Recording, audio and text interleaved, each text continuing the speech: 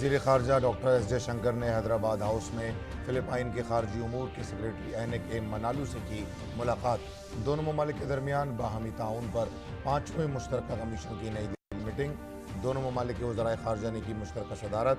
वज़ीर ख़ारजा एस जयशंकर ने महफूज इंडो पैसिफिक की ज़रूरत, कानून की हुक्मरानी की अहमियत को फ़रोग़ देने पर दिया जोर।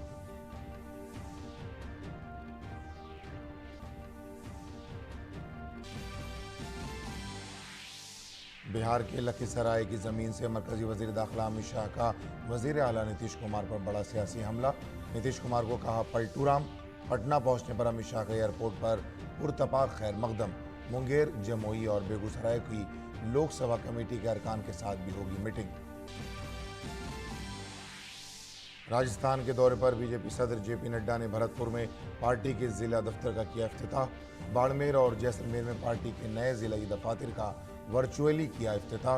रियासत की गहलोत हुकूमत पर जमकर किया जबानी हमला। राजस्थान को बताया बदउनवानी में डूबी हुई रियासत। कहा कांग्रेस हुकूमत स्कीमों में कर रही है बदउनवानी। खवातीन की हिफाजत के मसले पर कहा आज राजस्थान असमत दरी में है नंबर 1। रियासत में खवातीन और लड़कियां नहीं हैं महफूज। वज़ीर दिफा और बीजेपी लीडर राजनाथ सिंह ने हरियाणा के यमुनानगर में पार्टी की भारत गौरवशाली रैली से किया खिताब। कहा सरकारी इदारों में बदउनवानी को रोकने में है मोदी हुकूमत रही कामयाब। आलमी सतह पर भारत का बढ़ा वक़ार। सर्जिकल स्ट्राइक के जरिए भारत ने दिया बड़ा पैगाम। कांग्रेस लीडर राहुल गांधी के मणिपुर दौरे को सतही सियासत की मिसाल बताते हुए बीजेपी ने राहुल गांधी को मशवरा दिया कि वो मणिपुर के लोगों के साथ सियासत ना करें। बीजेपी के तर्जुमान संबित पात्रा ने कहा कांग्रेस ने मणिपुर में अमन के माहौल में चिंगारी दिखाने का किया है काम।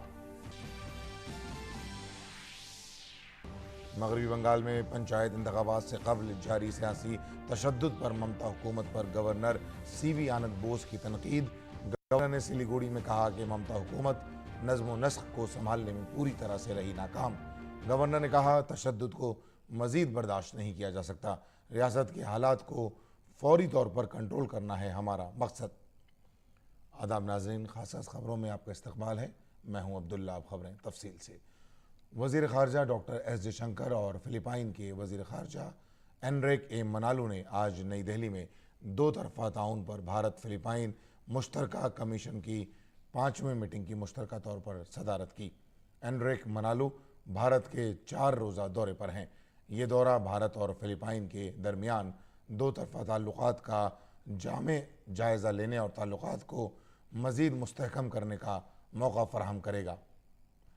दरियासना वज़ीर ख़ारजा एस जयशंकर ने ग्लोबल साउथ समिट में फ़िलिपाइन की शिरकत की तारीफ़ की। दोनों वज़रा ने दो तरफ़ा ताल्लुक़ात को मज़ीद आगे बढ़ाने पर तबादले ख़याल किया। Many of the points you made there, which is that our domestic agenda of both countries is focused on inclusion and empowerment, that business to business is the pathway of going forward, the importance of our defense cooperation, the need to stabilize the Indo-Pacific, the importance of respecting rule of law and promoting inclusive multilateralism, and the fact that we are both democratic Asian republics. I think all these messages really resonate very, very strongly with us. Lok Sabha इंतखाबात 2024 के पेश नज़र मरकज़ी वज़ीर दाखिला अमित शाह बिहार के दौरे पर हैं। मरकज़ी वज़ीर दाखिला अमित शाह आज पटना पहुँचे। उनका इस्तकबाल रियासती सदर सम्राट चौधरी, रविशंकर प्रसाद और दीगर ने किया। बीजेपी लीडर अमित शाह ने लखीसराय में बीजेपी की हुंकार रैली में वज़ीर आज़म नरेंद्र मोदी हुकूमत की 9 साल की हुसूलियाबियों का जिक्र किया। उन्होंने कहा कि पलटूराम नीतीश कुमार हमसे 9 साल का हिसाब मांगते हैं, जबकि वो हमेशा इक़्तिदार के लिए किसी का भी दामन थाम लेते हैं। अभी ये पलटू बाबू नीतीश कुमार जी पूछ रहे थे कि 9 साल में क्या किया। अरे नीतीश बाबू, जिनके साथ इतना बैठे हो, जिनके कारण मुख्यमंत्री बने, जरा तो लिहाज रखो। 9 साल में देश भर में ढेर सारे काम मोदी जी ने किए हैं। मित्रों, मोदी जी के 9 साल गरीब कल्याण के 9 साल है। मोदी जी के 9 साल भारत गौरव के 9 साल है। मोदी जी के 9 साल भारत उत्कर्ष के 9 साल है। और मोदी जी के 9 साल का शासन भारत की सुरक्षा के 9 साल का शासन है। नीतीश बाबू, आज अगर सुनना चाहते हो तो मैं पूरा हिसाब देने आया हूं। कांग्रेस लीडर राहुल गांधी पर जवाबी हमला करते हुए उन्होंने कहा कि इन लोगों ने हमेशा मुल्क को गुमराह किया है। ये लोग जम्मू कश्मीर से दफा 370 हटाने के हक में नहीं थे, जबकि आज आजादी के इतने साल बाद पहली बार मुल्क में अमन और सुकून है। संसद में इकट्ठा होकर काऊ काऊ काऊ काऊ करते थे पूरी जमात, और कहते थे धारा 370 हटाओगे तो खून की नदियां बह जाएगी। अरे राहुल बाबा, खून की नदियां छोड़ो, किसी की कंकर चलाने की हिम्मत नहीं हुई है। कंकर चलाने की नरेंद्र मोदी ने ये 9 साल के अंदर देश को सुरक्षित करने का काम किया है। अमित शाह ने कहा कि महागठबंधन में घपलों और घपलों के सभी सरताज शामिल हैं। वो मुल्क की तरक्की नहीं बल्कि मुल्क का खजाना और इख्तिदार चाहते हैं। जो नेता हर बार घर बदले, इस पर विश्वास कर सकते हैं क्या? उनको प्रधानमंत्री कुछ नहीं बनना है। काम खा लालू जी को इस आयु में वो मूर्ख बना रहे हैं। नीतीश बाबू यहीं रहना चाहते हैं, मुख्यमंत्री रहना चाहते हैं, और इसी बहाने सारे भाजपा विरोधियों को इकट्ठा किया। 20 से ज्यादा पार्टियां इकट्ठा हो गई। वो बात तो सही है, 20 से ज्यादा पार्टियां इकट्ठा कर ली नीतीश बाबू, मगर ये 20 पार्टियां है कौन? ये 20 पार्टियां वो हैं जिन्होंने 2004 से 14 में 20 लाख करोड़ रुपए का घपला, घोटाला और भ्रष्टाचार किया है। बीजेपी सदर जेपी नड्डा आज राजस्थान के दौरे पर हैं। जेपी नड्डा ने भरतपुर में बीजेपी के जिला दफ्तर का इफ्तिताह किया। बाड़मेर और जैसलमेर में बीजेपी दफातर का वर्चुअल तौर पर इफ्तिताह किया। राजस्थान में कानून साजी के इंतखाबात होने में सिर्फ चंद माह रह गए हैं। ऐसे में बीजेपी सदर जेपी नड्डा का दौरा कई लिहाज से अहम माना जा रहा है। बीजेपी के कौमी सदर जेपी नड्डा ने राजस्थान में पार्टी के नए दफातर का इफ्तिताह और संग बुनियाद रखने के बाद कारकुनों से खिताब किया। उन्होंने कहा कि तमाम बीजेपी कारकुनों को ये बात जहन में रखनी चाहिए कि जहां दीगर सियासी पार्टियां खानदानी पार्टियां बन चुकी हैं, बीजेपी एक कैडर बेस पार्टी है और हमारे लिए पार्टी घर है। हमको ध्यान रखना चाहिए कि हम लोगों ने एक नया राजनीति का आयाम शुरू किया। दुनिया में, देश में सारी पार्टियां परिवार ही उनकी पार्टी बन गई है, और ये भारतीय जनता पार्टी अकेली पार्टी है जहां पार्टी ही परिवार है। ये अंतर हमको समझना चाहिए।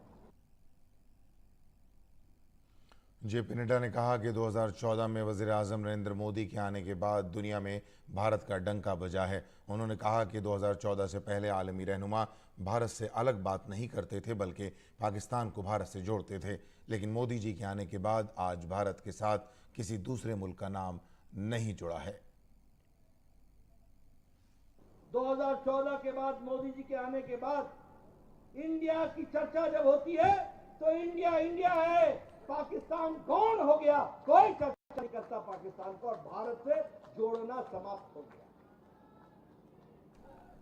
2014 से पहले जब कोई भारत का प्रधानमंत्री अमेरिका जाता था तो क्या चर्चा करता था? Terrorism, cross border terrorism, Pakistan, हमारा झगड़ा, यही होती थी चर्चा। आज प्रधानमंत्री अमेरिका गए थे। अमेरिका और भारत के रिश्ते ने नई ऊंचाइयां ली हैं और आज हमारे समझौते होते हैं तो स्पेस पर समझौता होता है, हमारा समझौता होता है तो क्रायोजेनिक इंजन पर समझौता होता है, हमारा समझौता होता है तो यहाँ एफडीआई आए, फॉरेन डायरेक्ट इन्वेस्टमेंट आए, इस पर हमारा समझौता होता है। और हमको टेक्निकल सपोर्ट भी एक दूसरे को देने का समझौता होता है। कोई टेररिज्म की बात हम नहीं करते, क्योंकि मोदी जी के नेतृत्व में देश को सुरक्षित रख करके चलाने की हमने सामर्थ्य कर ली है और हम भारत आगे बढ़ रहे हैं, इसको हमको समझना चाहिए। जेपी नड्डा ने कारकुनों से कहा कि कांग्रेस के दौरे हुकूमत में राजस्थान बदउनवानी में डूबा हुआ है और यहाँ खवातीन के खिलाफ जराइम में इजाफा हुआ है, इसलिए आइंदा असम्बली इंतखाबात में यहाँ बीजेपी का कमल खिलना चाहिए। ये प्रदेश जो भ्रष्टाचार में आगे, ये प्रदेश जो रेप में नंबर 1 पर खड़ा है, महिला उत्पीड़न हो रही है, जहां भ्रष्टाचार आकंठ डूबा हुआ प्रदेश है, आने वाले समय में यहां नीचे भी कमल खिलना चाहिए और भारतीय जनता पार्टी को आगे आना। वज़ीर दिफा राजनाथ सिंह ने हरियाणा में यमुनानगर की जगाधरी अनाज मंडी में मुनक़िद भारत गौरवशाली रैली में कहा कि बैनुल-अक़वामी मालियाती इदारा मॉर्गन स्टैनले जहां पहले भारत की मईशत पर शुबह पैदा करता था, वहीं इदारा आज के दौरे हुकूमत में दावा कर रहा है कि भारत 2027 तक दुनिया की तीसरी सबसे बड़ी मईशत बन जाएगा। ये फाइनेंशियल फर्म है। आज वह फाइनेंशियल फर्म कहती है कि भारत अब तो जो 2013 में देश की आर्थिक हालत के मामले में जो दुनिया में 11वें स्थान पर खड़ा था, आज वह जंप लेकर 5वें स्थान पर आ गया है। लेकिन मॉर्गन स्टैनले की यह फर्म यह कहती है कि भाई इस संभावना को भी नकारा नहीं जा सकता कि 2027 आते आते यानी ठीक 4 वर्ष के बाद यह हमारा भारत दुनिया के टॉप 3 अर्थव्यवस्थाओं में आकर खड़ा हो जाएगा। बहनों भाइयों, यह बात मानी जानी एक फर्म है मॉर्गन स्टैनले फाइनेंशियल फर्म, उन्होंने कहा है। राजनाथ सिंह ने कहा कि जैसे ही बीजेपी को पार्लियामेंट के दोनों ऐवानों में अक्सरियत मिली तो पार्टी ने दफ़ा 370 समेत तमाम वादों को पूरा करने में देर नहीं की। उन्होंने कहा कि मरकज़ की मोदी हुकूमत ने मुल्क के तमाम मजहबी और सकाफती मकामात को तरक्की दी है। अपनी ऐसी प्राचीन स्मारक, प्राचीन मंदिर, बहुत सारे ऐसे जो कि हमारी सांस्कृतिक विरासत के प्रतीक हैं, उनको भव्य स्वरूप देने का काम भी हमारे प्रधानमंत्री ने किया है। आप चले जाइए महाकाल का मंदिर उज्जैन में, पहले का स्वरूप वहां का आपने देखा होगा और आज का स्वरूप आप जाकर वहां देख सकते हैं। आप चले जाइए बद्रीनाथ, केदारनाथ, सोमनाथ, जहां भी चले जाइए आपको बदला हुआ स्वरूप दिखाई देगा। यानी जो कुछ भी कहा था बहनों भाइयों, हम लोगों ने अक्षरशः उसका निर्वाह किया है। वज़ीर दिफा राजनाथ सिंह ने कहा, मैं दावे के साथ कह सकता हूं कि सरकारी इदारों में पहले के मुकाबले बदउनवानी को कम करने में किसी पार्टी ने कामयाबी हासिल की है तो वो बीजेपी है।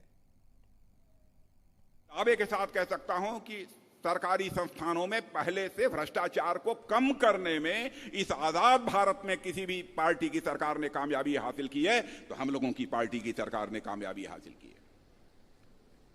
मैं याद दिलाना चाहता हूं, कांग्रेस की सरकार थी 2014 के पहले 10 वर्षों तक, उसके पहले भी रही है, आजादी हासिल होने के बाद भी। पहला आरोप जीप घोटाला का लगा था, उसके बाद कई कोयला घोटाला और कई इस प्रकार के घोटाले, कितने घोटालों का मैं नाम लूं, कई घोटालों का आरोप इस सरकार के ऊपर लगा था। इतना ही नहीं, उन घोटाले के आरोपों के कारण उन्हें जेल की हवा खानी पड़ी थी, मंत्रियों को जेल की हवा खानी पड़ी थी, फिर भी सरकारें चलती रही बहनों भाइयों। लेकिन आज 9 वर्ष जाने के बाद मैं दावे के साथ कह सकता हूं, एक व्यक्ति भी उंगली उठाकर नहीं कह सकता कि हमारे मोदी जी की सरकार के दामन पर कोई भ्रष्टाचार की दाग लगी हुई हो बहनों भाइयों। और एक व्यक्ति भी यदि भ्रष्टाचार के आरोप में पाया गया तो उसका स्थान सरकार में नहीं होगा, बल्कि वह सरकार के बाहर होगा। यह संकल्प है हमारी पार्टी का। मरकजी वजीर अर्जुन राम मेघवाल ने बीजेपी की 9 साल के कामों पर आज एक प्रेस कॉन्फ्रेंस से खिताब किया। उन्होंने कहा कि आज वजीर आज़म मोदी की क़यादत में मुल्क हर मैदान में तरक्की कर रहा है। उन्होंने कहा कि मुल्क की आज़ादी के बाद पहली बार मुल्क में ऐसी हुकूमत आई है कि दहशतगर्दी के किसी भी वाक़े पर हमारी फ़ौज दूसरे मुल्क में दाखिल होकर दहशतगर्दी का मुंहतोड़ जवाब देती है। इंडिया को वो दर्जा मिला कि भारत अगर कोई आतंकवादी घटना होती है तो किसी दूसरे देश में घुस करके भी उसके आतंकवादी अड्डों को ध्वस्त कर सकता है। ये पहले 2 देशों को ही ये स्टेटस हासिल था, एक अमेरिका और दूसरा इजराइल। ये स्टेटस इसी कालखंड में भारत को भी मिला कि अगर कोई आतंकवादी घटना का अंजाम भारत में करेगा या क्रॉस बॉर्डर टेररिज्म करेगा तो भारत घर में घुस करके भी आतंकवादी अड्डों को नष्ट कर सकता है। भारत के 11 माहीगीरों के एक ग्रुप को ईरानी पुलिस ने समुद्री हुदूद की खिलाफ वर्जी करने पर गिरफ्तार कर लिया है। अहल खाना ने गिरफ्तार माहीगीरों को बचाने के लिए हुकूमत से मुदाखलत का मुतालबा किया है। वज़ीर ममलिकत बराए उमूर ख़ारजा वी मुरलीधरन ने एक प्रेस कॉन्फ्रेंस में कहा कि मरकज़ी हुकूमत गिरफ्तार माहीगीरों को जल्द अज जल्द वापस लाने की कोशिश कर रही है। उन्होंने कहा कि वज़ीर आज़म मोदी की क़यादत में हर भारतीय दुनिया के किसी भी कोने में महफूज है। The issue of 5 Indian fishermen who are in Iran's custody has caused a little bit of an anxiety in this part of Trivandrum. So I am here in this fishing hamlet to meet the people, their relatives who had informed me of this issue. The government of India through the embassy of Iran is in touch with the Foreign Affairs Ministry of Iran, who has confirmed that they have taken these Indians into their custody. We have sought consular access for meeting them under the Vienna Convention, and I am hopeful that under Prime Minister Narendra Modi's government, like in the past where any Indian who is in distress anywhere in the world have been brought back. यकसा civil code UCC पर मरकजी वज़ीर ज्योतिरादित्य सिंधिया का बयान सामने आया है। उन्होंने कहा कि हमारे मुल्क का हर फर्द 140 करोड़ आवाम में बराबर और यकसा है, और जब सब बराबर हैं तो सब के लिए एक पॉलिसी होनी चाहिए। ये अज़्म बीजेपी का रहा है और ये अज़्म हमारे आइन में भी है। आज जो 70 साल में नहीं हो सका वो अब हो रहा है।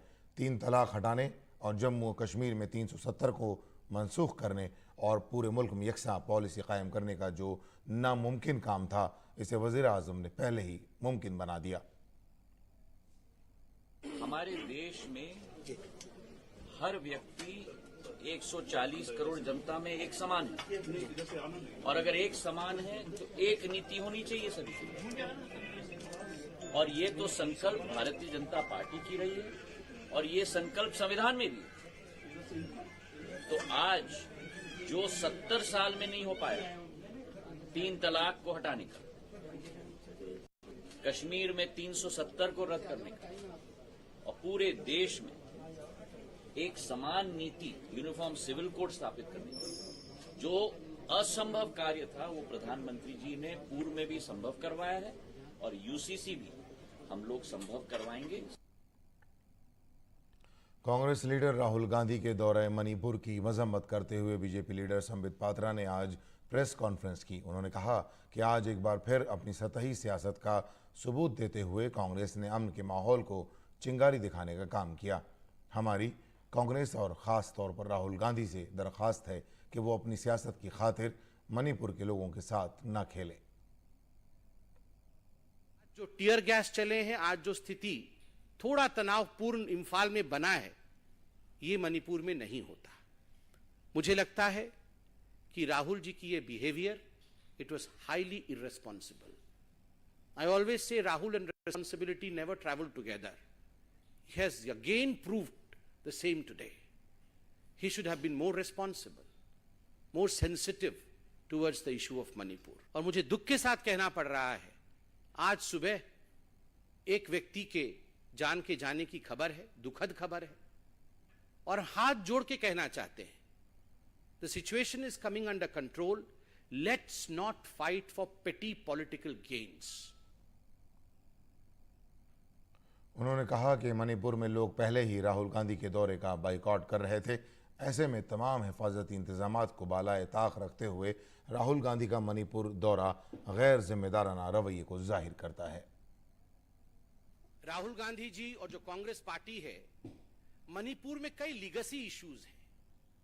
आज जो परिस्थिति हम मणिपुर में देख रहे हैं, इन कुछ लीगेसी इश्यूज के कारण हैं। ऑल मणिपुर स्टूडेंट यूनियन, उन्होंने प्रेस कॉन्फ्रेंस करके राहुल गांधी जी के विजिट को बॉयकॉट करने की मांग भी की थी, और क्यों बॉयकॉट किया था, वो लेगेसी इश्यूज को एन्यूमरेट किया था इन स्टूडेंट यूनियंस ने। कई सिविल सोसाइटी ऑर्गेनाइजेशंस, जिसको सीएसओस कहते हैं, सीएसओस ने भी आह्वान किया था कि राहुल गांधी जी इन परिस्थिति में मणिपुर ना आए और यहां चिंगारी भड़काने का काम ना करें। मगरबी बंगाल में पंचायती इंतखाबात से पहले तशद्दुद का सिलसिला थमने का नाम नहीं ले रहा है। ममता बनर्जी की हुकूमत नज़्म व नस्क को संभालने में पूरी तरह नाकाम हो चुकी है। मगरबी बंगाल के गवर्नर सीवी आनंद बोस ने तशद्दुद के वाक़यात पर कहा कि हम उसे मज़ीद बर्दाश्त नहीं कर सकते। हमारा मकसद रियासत के हालात को फौरी तौर पर तब्दील करना है। My objective is to see that this pernicious situation has to change and change immediately. We cannot tolerate this anymore. What I hear in Bengal now is that death throes of the old order and the birth pangs of a new one. महकमा मौसमियात ने पेशगोई की है कि आइंदा 2-3 रोज़ में monsoon पूरे भारत को अपनी जद में ले लेगा। माहिर मौसमियात नरेश कुमार ने कहा कि पंजाब और हरियाणा के कुछ इलाकों को छोड़कर तकरीबन तमाम रियासतों में मानसून की बारिश हो रही है। उन्होंने वस्ती भारत में तेज़ बारिश की पेशगोई की है। ये वाला बाकी हिस्सा आपका थोड़ा राजस्थान का कल भी कवर हो गया था, तो यही बचा हुआ है। तो हमारा अनुमान ये है कि आने वाले 2-3 दिनों में ऑलमोस्ट पॉसिबिलिटी है ये वाला हिस्सा भी पूरा कवर हो, सेंट्रल इंडिया में, इवन नॉर्थ ईस्टर्न स्टेट्स में। तो अभी क्या है कि ये जो close central part of India है वो एक लो प्रेशर के एसोसिएशन से है। अभी एक हमने लो प्रेशर दे रखा है जो काफ़ी दिनों से चल रहा है। पहले ये नॉर्थ वेस्ट बेस से स्टार्ट हुआ था, स्लोली ये west north west word move हुआ, और इस समय ये central part of north MP के ऊपर है। तो इसके प्रभाव से क्या है कि जहाँ पे भी एमपी में भी आने वाले 2 दिनों में heavy to very heavy mean 12 centimetre से ज़्यादा रेनफॉल होने की उम्मीद है। और अगर आप वेस्ट कोस्ट में बात करें, जहाँ आज भी एक्सट्रीमली हैवी रेनफॉल आई है, जैसे जब भी जहाँ लो प्रेशर बनता है, जहाँ विंड स्ट्रेंथन हो जाती है, तो इस समय क्या है कि विंड काफ़ी स्ट्रॉन्ग है जहाँ पे ओरोग्राफी है। तो जहाँ हम उम्मीद कर रहे हैं कि साउथ गुजरात और कोंकण गोवा में आज एक्सट्रीमली हैवी रेनफॉल 1-2 हिस्सों में आ सकती है। छत्तीसगढ़ में पिछले कुछ दिनों से हो रही मुसलसल बारिश के बाद शिवनाथ नदी एक बार फिर बह रही है। गुज़िश्ता 24 घंटों में शिवनाथ नदी में 3 आबी ज़खायर से 24,000 क्यूसेक पानी छोड़ा गया है। पानी बढ़ने की वजह से दरिया के किनारे वाक़े देहातों में भी अलर्ट जारी कर दिया गया है। आबी ज़खायर से पानी छोड़ने के बाद दुर्ग ज़िला इंतज़ामिया ने एनीकेट का रास्ता इस्तेमाल न करने की हिदायत दी है।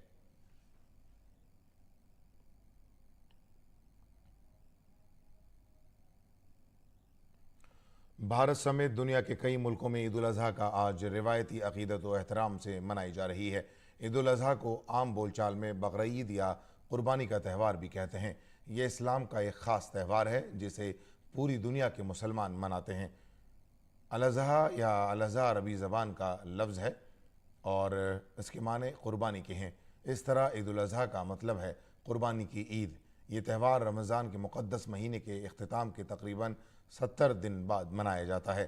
खलीजी ममालिक और अमरीका नीज़ भारत की रियासत केरल में ईद उल अज़हा कल मनाई गई। मक्का मुकर्रमा और मदीना मुनव्वरा में नमाज ईद के रूह परवर इज्तिमाआत हुए, जहाँ लाखों अफराद ने मस्जिदुल हराम और मस्जिद नबवी में नमाज ईद अदा की और अल्लाह के हुजूर खुशू खुजू से दुआ और इस्तिग़फ़ार करते हुए इत्तेहाद, भाईचारे और अमन के लिए दुआएँ की गईं। ईद उल अज़हा के मौके पर लोगों ने ईदगाहों और मस्जिदों में नमाज अदा की और मुल्क व दुनिया में अमन व अमान की दुआएँ की गईं। बीजेपी के सीनियर लीडर मुख्तार अब्बास नकवी ने दिल्ली की दरगाह पंजा शरीफ की मस्जिद में ईद उल अजहा की नमाज अदा की। इस मौके पर उन्होंने लोगों को ईद की मुबारकबाद दी। सभी देशवासियों को ईद की बहुत बहुत शुभकामनाएं, बहुत बहुत मुबारकबाद। और हमारा देश अकेला ऐसा देश पूरी दुनिया में होगा जिसमें सभी धर्मों के धर्मावलंबी भी रहते हैं और सभी धर्मों से जुड़े हुए त्यौहार भी हम सब मिलजुल करके मनाते हैं।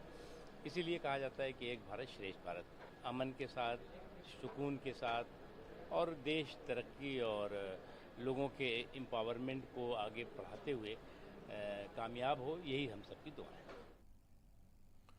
जम्मू में भी ईद जोशो खरोश से मनाई जा रही है।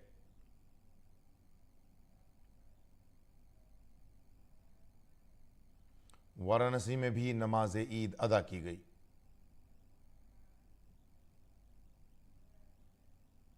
गुवाहाटी में भी ईद का जोशो खरोश नजर आया।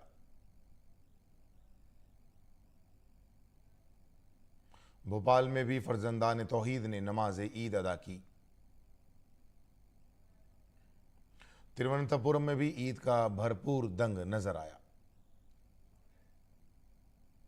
कोची में भी मुसलमानों ने अकीदत के साथ ईद की नमाज अदा की। सदर जमहूरिया द्रौपदी मुर्मू ने ईद उल अजहा के मौके पर हम वतनों को मुबारकबाद दी है। सदर ने अपने पैगाम में कहा, ईद उल अजहा के मौके पर मैं तमाम हम वतनों बिलखुसूस मुस्लिम भाई बहनों को दिल की गहराइयों से पुरखुलूस मुबारकबाद और नेक ख्वाहिशात पेश करती हूँ। ईद उल अजहा मोहब्बत और कुर्बानी का मुक़द्दस त्यौहार है। ये त्यौहार हमें कुर्बानी और इंसानियत की बेलौस खिदमत की राह पर चलने की तरगीब देता है।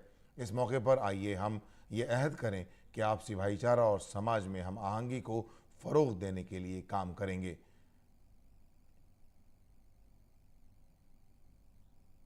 नायब सदर जमहूरिया जगदीप धनखड़ ने भी हम वतनों को मुबारकबाद दी और कहा कि ईद उल अजहा कुर्बानी और बेलौस खिदमत की अलामत और इजहार तशक्कुर का मौका है। ये सभी ख़ानदानों और बरादरियों के लिए आपस में खुशियाँ और नेक ख्वाहिशात बांटने का मौका भी है। ये त्यौहार सबके लिए अमन, खुशहाली और खुशी लाए, ये हमारी ख्वाहिश है।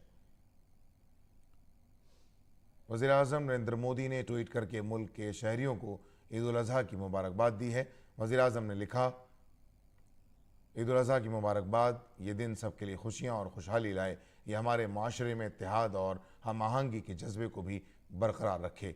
ईद मुबारक। नाज़रीन, इसके साथ ही खबरों का ये बुलेटिन ख़त्म होता है। इजाज़त दीजिए। आदाब।